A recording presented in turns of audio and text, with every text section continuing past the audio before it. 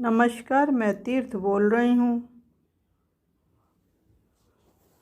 नवीन का मन अभी भी पीड़ा से भरा हुआ था। उसने पिता की मृत्यु करीब से देखी थी। समस्त घटनाओं को एवं मृत्यु काल के में शरीर में हो रही प्रक्रियाओं को भी देखा था। नवीन ने प्रश्न किया, कृपया मुझे सुषुप्ति एवं मृत्यु के अंतर को स्पष्ट कर दें। मैंने कहा, ठीक है, मैं इसे स्पष्ट करने की कोशिश करती हूँ। हमें ज्ञात है कि सुषुप्ति काल में समस्त शरीर में प्राण खींचकर एक बिंदु पर एकत्र हो जाता है और फिर उसकी चेतना अंतःकरण में गहरे उतर जाती है।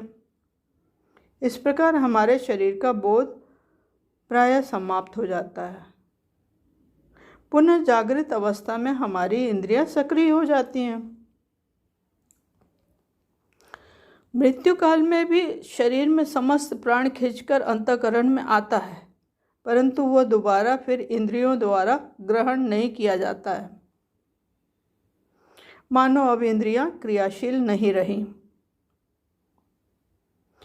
मृत्यु में चित्त की अवस्था में परिवर्तन हो जाता है। प्राण वायु जा चुकी होती है। मिट्टी से बना शरीर पुनः मिट्टी में समा जाता है। यही हमारे यंत्र की सच्चाई है। नवीन ने पुनः प्रश्न किया कि सचेतन होकर सांसारिक व्यक्ति या साधक मृत्यु को कैसे अपने शरीर में अनुभव कर पाता है। मुझे विस्तार से बता दें। मैंने कहा, जो लोग अपना संपूर्ण जीवन जी चुके हैं या वृद्ध होने पर भी सचेतन बने हुए हैं, वे अपने शरीर में घटित होने वाली मृत्यु को अनुभव कर सकते हैं। इन अनुभवों को लोगों ने व्यक्त किया है, अर्थात प्राकृतिक रूप से देह त्याग उनकी सभी इंद्रियां धीरे धीरे अपने अनुभव खोने लगती हैं। उनके गंध और स्वाद समाप्त हो जाते हैं। पास खड़े परिजन की बातें एवं आकृतियां धुंधली पड़ने लगती हैं।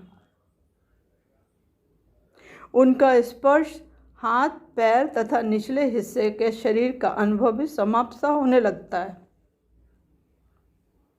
आंखें ऊपर की ओर खिंच जाती हैं। उन्हें बाहर की चीजें नहीं दिखाई पड़ती हैं। जब वे बाहर नहीं देख पाती हैं तो अंदर मन में झांकने का प्रयास करती हैं। वहाँ भी प्राणों की अस्थिर गति के कारण वे इधर उधर घूमती सी प्रतीत होती हैं। यह शरीर की आखिरी कोशिश होती है। करुणा ने इससे आगे की आंतरिक अवस्था के बारे में जानना चाहा। उसने कहा कि मुझे अन्य व्यक्ति या साधक में आंतरिक अनुभवों के बारे में कुछ बता दें। मैंने कहा, मृत्यु के समय शरीर के बाहरी अनुभव के बाद आंतरिक अनुभव भी आते हैं। यदि व्यक्ति ने पहले से कुछ साधना की हो या उसे सूक्ष्म जगत का कुछ अनुभव हो और उसने ध्यान केंद्रित करने की क्षमता हो, तो फिर उसके मानसिक अनुभव सूक्ष्म जगत के अनुभवों में परिवर्तित हो जाते हैं।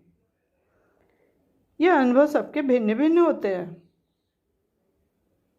यदि व्यक्ति सचेतन नहीं है तो नींद जैसी अवस्था में प्रवेश कर जाएगा।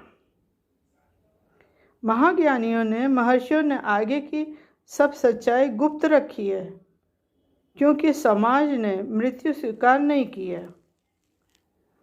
ठीक है, फिर मिलेंगे। धन्यवाद।